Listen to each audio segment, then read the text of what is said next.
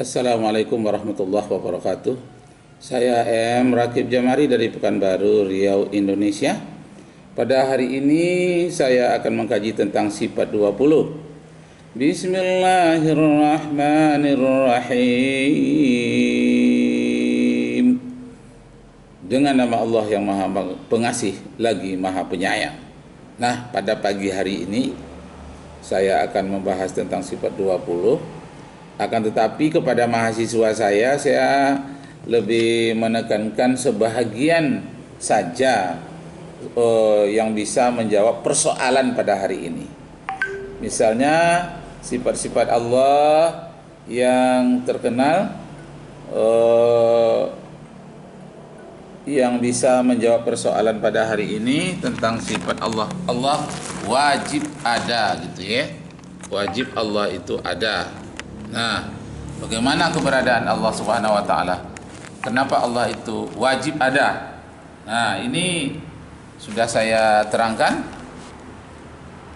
kepada mahasiswa saya dan saya uji, dan diharapkan supaya mereka mengenal Tuhan itu dari sifat-sifat Allah yang 20 itu tadi. Mulai dari wujud ya. Wujud kidam baqa mukhalafatu lil hawadisi qiyamuhu binafsihi wahdaniyat qudrat iradat ilmu hayat sama basar kalam qadiran muridan ilman hayyan sami'an basiran mutakalliman. Nah, jadi sifat 20 ini terkait ustaz-ustaz lain banyak, dan saya tertarik juga dengan uraian mereka yang agak beda dengan saya, tapi isinya sama. Yang digelari Syekhul Islam, muridnya Ibnu Taimiyah namanya Ibnu Qayyim. Ibnu Qayyim punya murid namanya Ibnu Uluhiyah, Rububiyah, Asma wa Sifat. Orang belajar sifat 20 juga ada uluhiyah, rububiyah, asma wa sifat, tapi beda.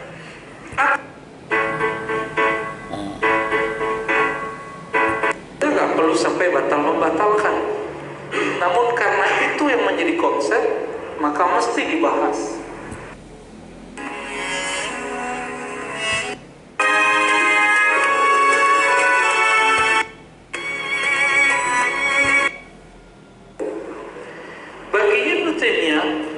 Ayat yang dibaca tadi oleh Ustaz kita itu dalilnya. Wala in sa'altahum man khalaqahum la yaqulunna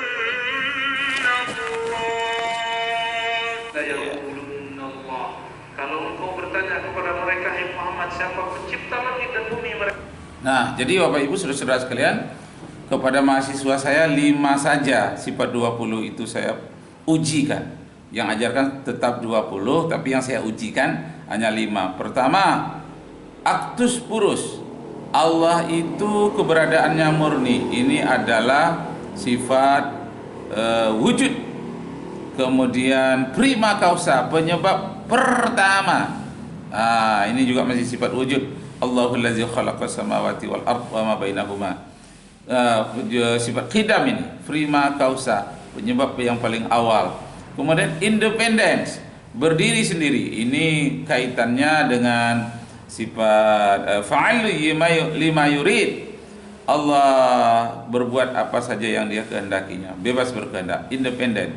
Kemudian absolut. Nah, ini kekuasaan ini. Qudrat, bahwa kekuasaan Allah itu tidak ada batasnya, absolut. Kemudian yang kelima, unik. Unik itu artinya satu-satunya. Nah, itu sifat wahdaniyah. Nah, ini saja saya sampaikan kepada mahasiswa saya, mereka kembangkan sendiri, sudah merupakan modal bagi dia cara mengenal Allah. Ada 3 cara mengenal Allah. Pertama, kenal dengan sifat-sifatnya, namanya dulu. Pertama, kenal dengan namanya. Yang kedua, harus kenal dengan sifat-sifatnya. Yang ketiga, harus kenal dengan hasil ciptaannya. Apakah hasil ciptaan Allah Subhanahu wa taala? Hasil ciptaannya adalah langit dan bumi, bintang-bintang. mulai dari matahari, Merkurius, Venus, bumi, Mars, Jupiter, Saturnus, Uranus, Neptunus, Pluto, itu semuanya adalah ciptaan Allah Subhanahu wa taala. Belum lagi dengan galaksi dengan segala macam variasinya, itu semuanya adalah ciptaan dari Allah Subhanahu wa taala. Diperkenalkan mulai dari sifat 20. Apakah sifat Allah itu hanya 20 saja? Tidak. 20 saja diperkenalkan, itu sudah mampu membungkam ateis dan komunis dan orang-orang liberal. Hanya dengan 20 sifat saja sudah bisa. Yang sifat Allah itu tidak terhingga banyaknya. Oh, sifatnya 99, itu Asmaul Husna. Yang sifat Allah itu seluruh sifat yang maha baik. Itulah sifat Allah Subhanahu wa taala yang tiada terhingga banyaknya, lebih dari miliaran-miliaran. Nah, untuk pada hari ini kita cukupkan demikian. Semoga Allah meridai kita. Mari kita sama-sama banyak membaca, memahami ilmu pengetahuan. Wabillahi taufik wal hidayah. Wassalamualaikum warahmatullahi wabarakatuh.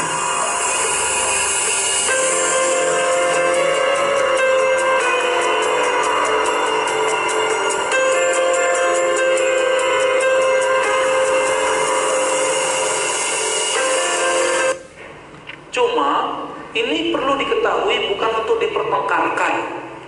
Jadi yang ngajak tengkar udah ke laut aja ya. Sampai jumpa.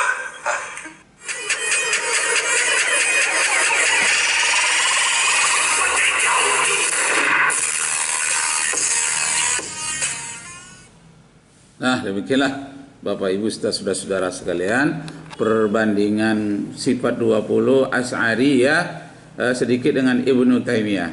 Sebetulnya mereka hanya caranya yang berbeda, tapi isinya sama, mengagungkan, mengesahkan Allah Subhanahu wa taala.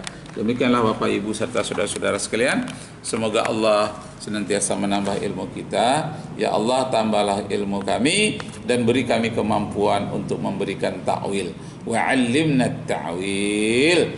Berikan kami kemampuan untuk memberikan ta'wil yang benar, ta'wil yang shadiq, bukan ta'wil yang kazib. Wabillahi taufik wal hidayah. Wassalamualaikum warahmatullahi wabarakatuh.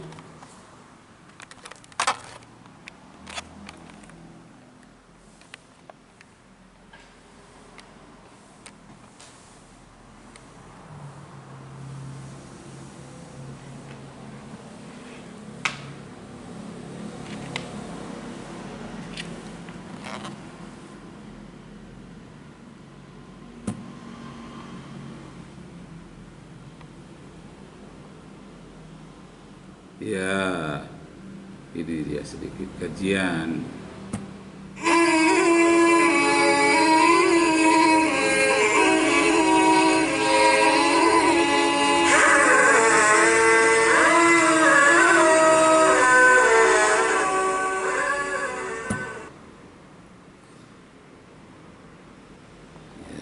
Jadi Bapak Ibu Saudara sekalian, nah yang kaitannya dengan pelajaran yang saya ujikan kepada mahasiswa saya, kembali lagi saya sampaikan, yaitu tentang sifat-sifat Allah ya, yang dikenal di kalangan orang-orang ateis. Itu dia mengenal ada sifatnya actus purus, keberadaan yang murni. Sedangkan keadaan alam ini tidak murni. Dulunya tidak ada, sekarang ada, kembali menjadi tidak ada. Mereka mengenal istilah actus purus. Itulah yang sifat wujud yang dibacakan oleh anak MDA dihafal-hafal. Kalau sudah tua, kita menghayati artinya. Kalau anak-anak hanya menghafal. Nah, karena itu mari senantiasa kita menambah ilmu pengetahuan kita. Wassalamualaikum warahmatullahi wabarakatuh.